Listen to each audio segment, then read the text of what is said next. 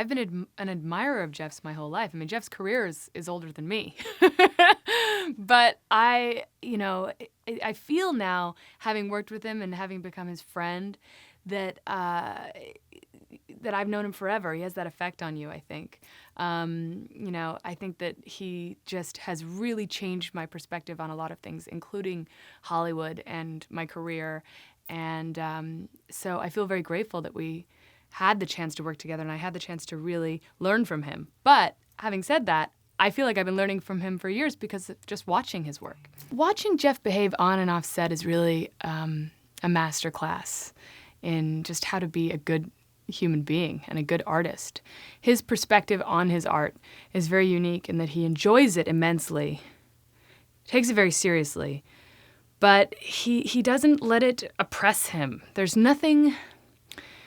you don't even want to call it work when it comes to Jeff because he really enjoys every moment. And I remember we'd be shooting Tron, 17-hour days, and I would be saying, gosh, Jeff's really hanging in there, I kind of assume that he's this giant movie star and he's Jeff Bridges and maybe he won't let them keep him for 18 hours on set and maybe he won't be so polite about it. But no, he was just so cool. And in fact, we would share earphones and listen to Alan Watts lectures in our Tron suits on this immense glow in the dark set. Jeff and I would be sitting there in the dark, waiting for the next setup, endlessly waiting, with one earbud each, listening to these lectures. And he'd look at me and be like, right? Cool, huh? Like, yes. And so, I was learning from him as an actor and also as a person, because as we would rehearse together and then work together, playing these characters who were like family, who had in fact been in exile together for hundreds of years and, had a very, very intimate relationship and a very familial relationship. I really wanted to establish a relationship with Jeff offset so that we could feel that familiarity. And that's not hard to do with him.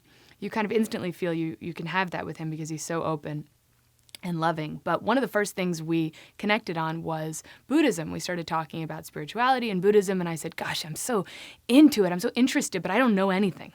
Wow. And he said, well, you got to read Bernie Glassman. So I think he gave me Infinite Circle. And I read the book, and I said, Jeff, this is exactly what I've been looking for because I'm this, an activist at heart. I want to change the world, but I'm so interested in Buddhism, but I don't understand how the two can go together. How can I be okay with everything and accept the world, but also want to change the world? And Bernie seemed to be laying that out about how to be a social activist and a Buddhist at the same time. And I was so inspired. It was very important to Jeff that Bernie have some sort of influence over the script as it developed. He wanted the Tron sequel to have a kind of mythical message to it, to have some kind of spirituality, some kind of larger story. And he wanted Bernie to be the one to influence that. And it made a lot of sense because this character that Jeff was playing is sort of like this, he would, of course, explain it in a much more eloquent way, and I'm sure he has, but every character sort of fit into a kind of a Buddhist myth. And for my character, it was very helpful because she is this completely compassionate being, this totally selfless kind of next step of evolution. Jeff's character's creation. And he liked the idea that she was this entirely perfect Buddhist ideal. So once he kind of got me onto that and I started understanding what that really meant, then the character really started coming together. It was very helpful on set when we could kind of speak in these terms that I was learning from Bernie's work as I continued to read it.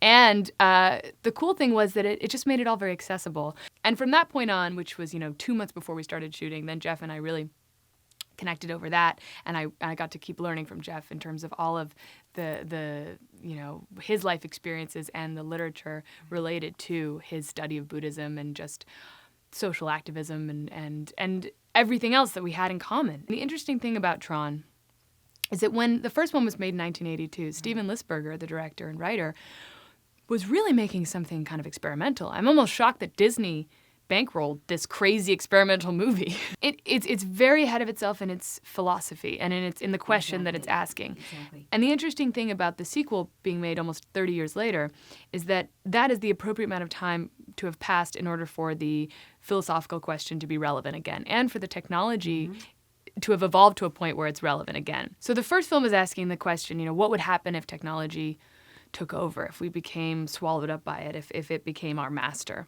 The second film is saying, well, we know that's happened. We're completely dependent on technology. Now what? Can we harness its power for good? Can we retain what it means to be human, and can we appreciate that? And so it really made sense that Jeff wanted to involve Bernie. But just that on its own, his deep appreciation for the message the film should have and his responsibility he felt towards the film and towards the audience was so unusual and really made the film a better piece. And I think that, without him, of course, the film is nothing. It's a really interesting experience to be a part of an evolved state of an earlier piece of art. And to be able to do that with a person who was in the first incarnation of that piece of art. That's really unusual. To be able to ask Jeff, what did it, and Steven Lisberger and Bruce Boxleitner, who's also in our film, what was it like making the original? What did you feel about saying words like bit and program when that really wasn't a part of the daily vocabulary of computer users? Nobody had some people had personal computers, but it was obviously an unusual kind of story about programmers and very techie people, whereas the new film is about all of us who have now all become dependent. There's a new wave of these kind of genre films that have really interesting actors in them and really interesting directors making them. I think it started with, Chris Nolan making The Dark Knight, making it so brilliant, when Batman didn't necessarily have to be so great before. And Iron Man really kind of took it to a new level with Robert Downey. And Tron is this genre film, this sci-fi epic adventure that has someone as brilliant as Jeff Bridges in it. And I think that makes it elevates it to another level. It gives us a whole lot of cred, particularly with that Comic-Con audience that I think they are the most discerning of all audiences because they get a lot thrown at them and they can make or break a project. In fact, Comic-Con is the reason for Tron Legacy because when 3 years ago they brought test footage to Comic-Con to kind of feel out the response and see if people wanted a sequel, they showed the 3-minute test with Jeff in it, and people went insane, and it went viral, and that's the reason the studio greenlit it, and that's the reason we got to make the movie. So, when there's that kind of demand for a story, it's such an honor to make it happen and to bring it back to them, to show it to them and thank them for it. But they really appreciate that really great actors like Jeff are doing the movies that mean so much to them, that are that genre that really gets them off, this kind of fantasy, amazing sci-fi world that they care so much about, involving these brilliant veteran actors. It's exciting for them and exciting for us. It's really interesting and unique to Jeff that in the midst of this kind of epic tale that involves all this kind of technological babble, Jeff is able to behave as just in a very natural way. It's just a guy, so that the audience feels, as they do, I think, in all his films, that they could be him, that he represents them, that there's this kind of real humanity to the performance that lets you relate. And it's so much harder than it looks to do that within a kind of sci-fi green screen production. To watch Jeff kind of I remember we were doing a dinner scene, and if it weren't on this giant soundstage, on this giant set, in Tron suits with all this incredible 3D equipment around, it could be just the typical awkward family dinner in a play, in any small story. And that's how Jeff was playing it, and that's why it works. But it was such a great lesson for me, and I think the other actors, to watch how to behave naturally and how to be so unself-conscious, even inside of this enormous structure, where the acting feels like probably the least important thing because, oh my God, it's 3D and the suits light up and it's huge. It's easy to forget that it is just a story about people and about humanity. It's just interesting and kind of amazing to be a part of this new wave of technology. And again, to witness it being experienced by someone like Jeff, who still just behaved as if he were on stage in the theater. It's really incredible watching this mocap thing. Just to take you through it really quickly, what he had to do was, there was a body actor who played young Jeff's body, and then he wore what I call the Teletubby head, which is like a sock with sensors on it.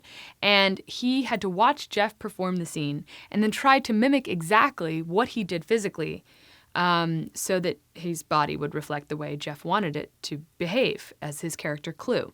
Now, there's probably no more interesting and challenging actor to mimic than Jeff Bridges physically, because he's so unique in the way that he moves. I mean, he smiles with his whole body. He frowns with his body. He laughs. He exclaims. Everything is like happening everywhere. And so this guy was a very athletic guy. I think some sort of professional football player. Was exhausted after, playing Jeff for a day, because just the little movements that made up the character that Jeff was so brilliantly crafting were so intricate that it became, it was totally exhausting and very difficult, but amazing. And I just thought that watching that come together was really fascinating. Something really struck me when I went to Jeff's 60th birthday party up in Montecito. He was making his thank you speech, his birthday speech. And he said, "I feel very close to death right now." And I kind of stopped and I thought, what does he mean? Is he ill? I don't understand. Why is he saying that? But he was saying it in the sense of, I feel so comfortable and happy with life that I feel very at peace with everything right now. And that really had a huge effect on me, that he's just at peace. And so that's why he's able to kind of live in the moment, because he's not bogged down. He doesn't weigh himself down with unnecessary, bullshit. And I think that's what you sense when you're around him, this kind of levity that comes from that and that openness that comes from that. But it was also this amazing moment of seeing someone who has the career that we all would die for, but also a fully formed identity and a family. And often I think actors think you have to sacrifice one thing for the other. You can't have this, long, successful, incredible, and beautiful and romantic marriage and children if you're going to be this giant movie star. It just doesn't seem possible. And, Jeff obviously has that. And I think that part of that comes from his ability to separate work and life, and his devotion to his art, his devotion to his family.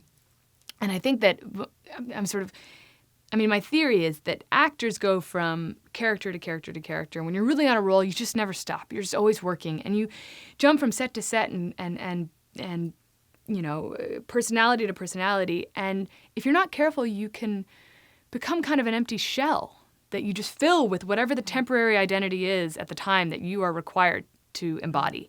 And if you're not careful and you don't nurture who you really want to become and what you believe in and who you really are, you can become just this shell with kind of remnants of past souls that you've taken on.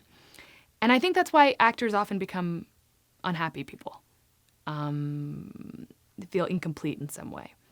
And Jeff doesn't feel that way, because he seems to have really nurtured himself and continued to learn and be a student of so many different things, and to continue to just develop as a person. And that's another really important lesson that I learned from him.